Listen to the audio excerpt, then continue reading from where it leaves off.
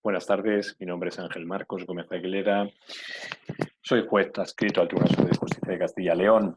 Y en primer lugar, de manera previa a la exposición, quería agradecer al colectivo del Grupo de Abogados Jóvenes del Ilustre Colegio de Abogados de Granollers la invitación que se me ha realizado desde allí para impartir esta ponencia. Bueno, la ponencia va a consistir en hablarles sobre la jurisprudencia relativa a las cláusulas rebus sic stantibus en tiempo de pandemia, en el tiempo en el que estamos viviendo actualmente, desgraciadamente. Bien, pues en base a eso quería exponerles, y esta es, por decirlo de alguna manera, la introducción y esquema de la ponencia, pues qué es la cláusula rebus sic stantibus. Al fin y al cabo, como ahora veremos, es una herramienta jurídica para situaciones extraordinarias que afectan a las relaciones contractuales.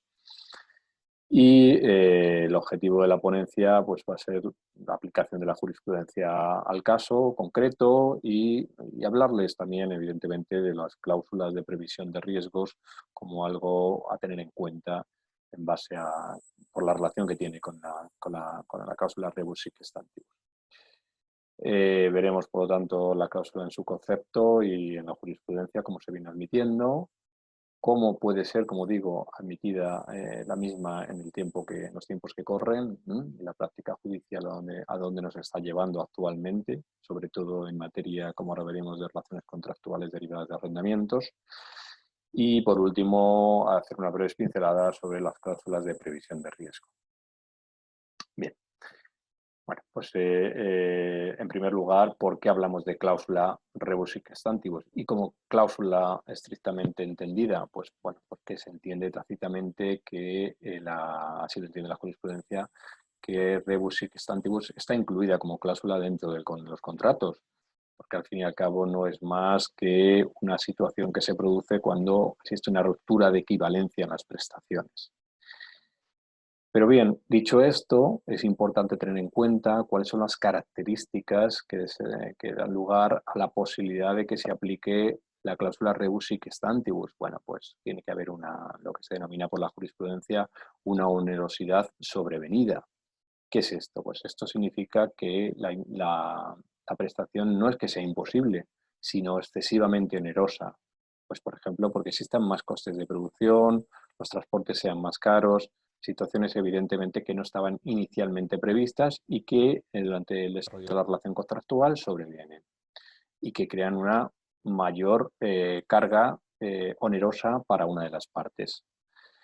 También denomina, o sea, una de las notas características para que se aplique la cláusula es la existencia de una frustración de la finalidad del negocio. Ha entendido la jurisprudencia, por ejemplo, que el encarecimiento de una financiación para acometer el contrato es una frustración de la finalidad del negocio.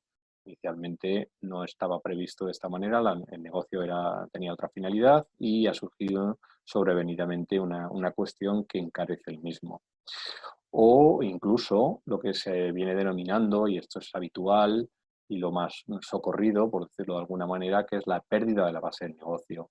Es decir, que desaparece la expectativa inicial que sirvió de base para el contrato.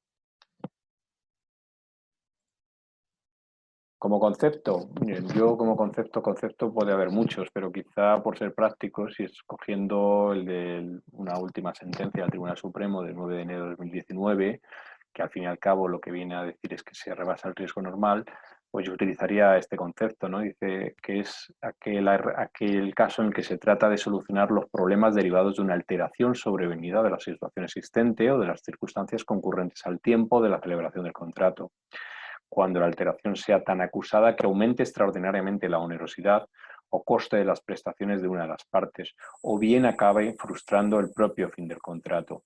Como ven, está recogida todas las notas características que hemos resumido con anterioridad. Al fin y al cabo, no se trata más que de una herramienta judicial, del cual el juzgador al que se le pone el conflicto tiene en su mano. ¿Para qué? Para interpretar e integrar el contrato como labor judicial. Tengan muy en cuenta ustedes que una de las labores del juez, del magistrado, del juzgador, es la interpretación e integración de los contratos. Bueno, pues en base a eso, y más sobre todo en base a la integración del contrato, existe esta herramienta judicial, cuando las partes así lo solicitan, previa demanda y fundamentación de las mismas, lógicamente. Han de ponderarse, esto es importante, la existencia de otros principios que, como bien conocemos del derecho civil, son principios generales en materia de obligaciones y contratos, como son el principio de pacta sunt servanda o de cumplimiento del contrato celebrado. ¿Eh? El principio también de autonomía de la voluntad de las partes, es decir, aquel principio en el cual las partes han decidido voluntariamente someterse a un contrato y evidentemente la cláusula rebus sic stantibus puede haber confrontar con este principio de autonomía de la voluntad. O también, ¿por qué no? Como veremos luego finalmente, la existencia de cláusulas específicas que el propio contrato establece sobre situaciones de riesgos en la previsión contractual y que vienen reguladas en el propio contrato. Esto es quizá el punto más conflictivo que puede surgir en la interpretación de los contratos y en la integración que el juez tenga que hacer de los mismos en base a esta cláusula.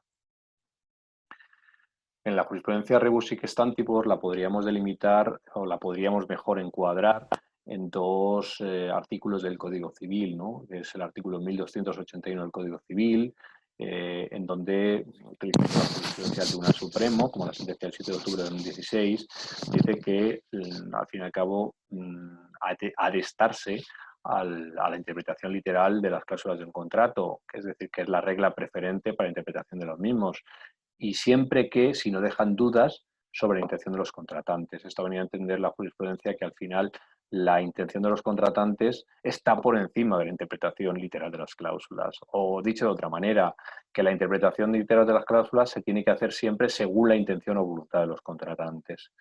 Y, por supuesto, dentro de una sistemática de la totalidad del contrato.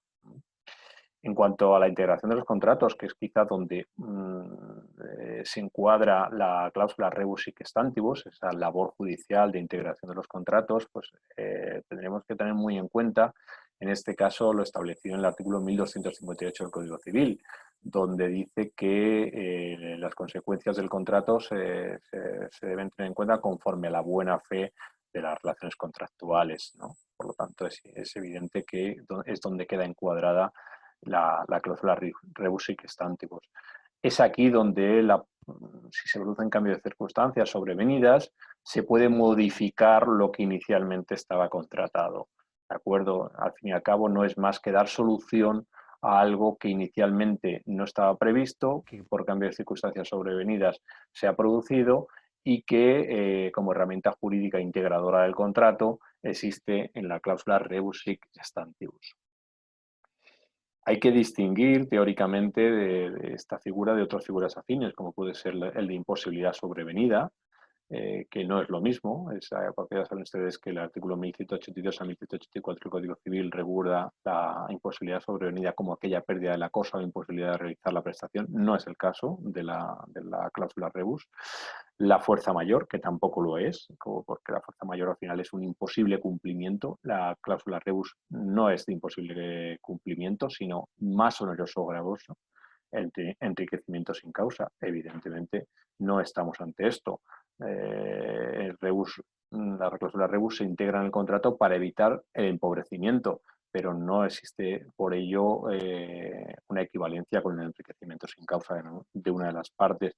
Y también hay que distinguirlo, como no, del error como vicio del consentimiento, puesto que el error como vicio del consentimiento afecta la validez del contrato y no es lo que la cláusula rebus afecta. La cláusula rebus, como mucho, podríamos decir que afecta la transformación del contrato, ¿no?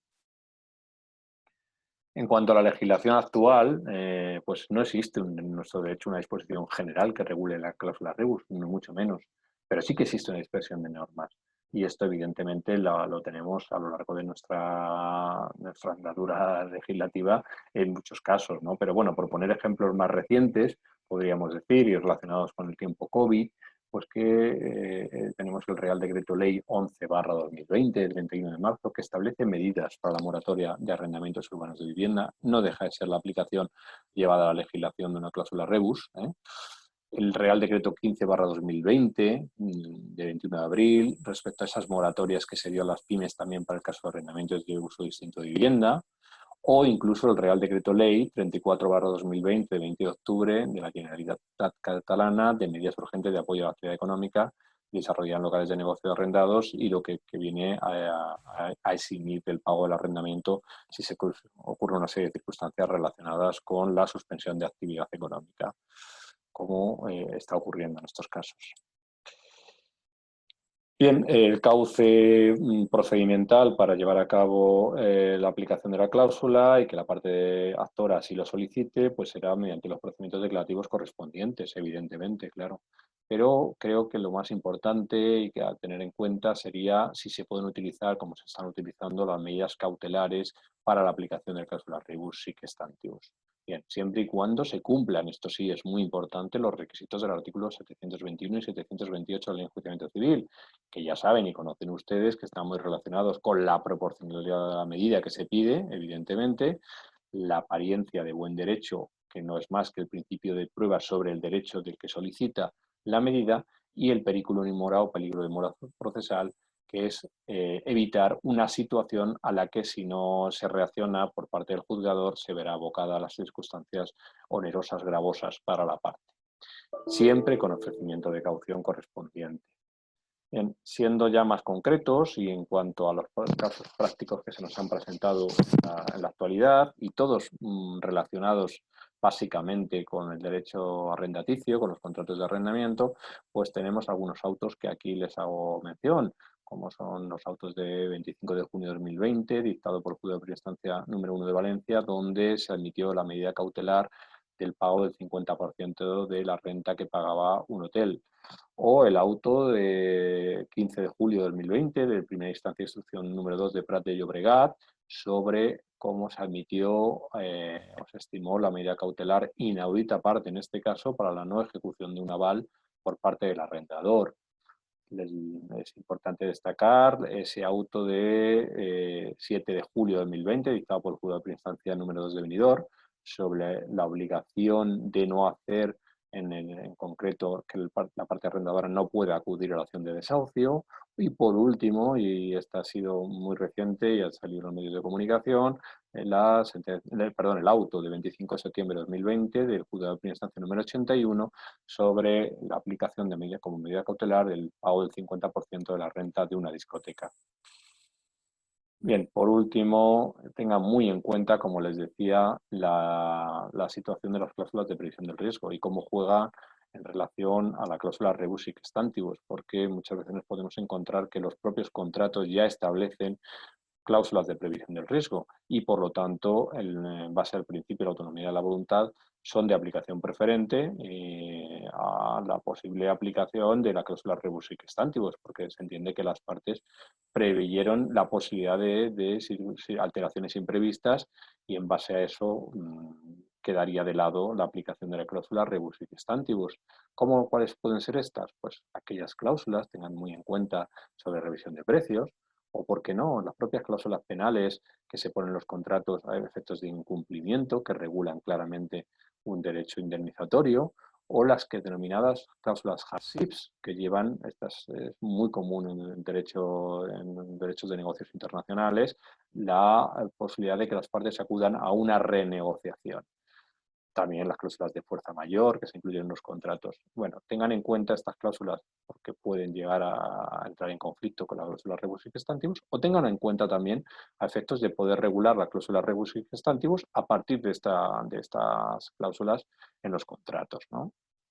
De acuerdo. Bueno, pues dicho todo esto y agradeciendo nuevamente la invitación que se me hace desde el grupo de abogados jóvenes de Granollers, me despido y muchas gracias por su atención.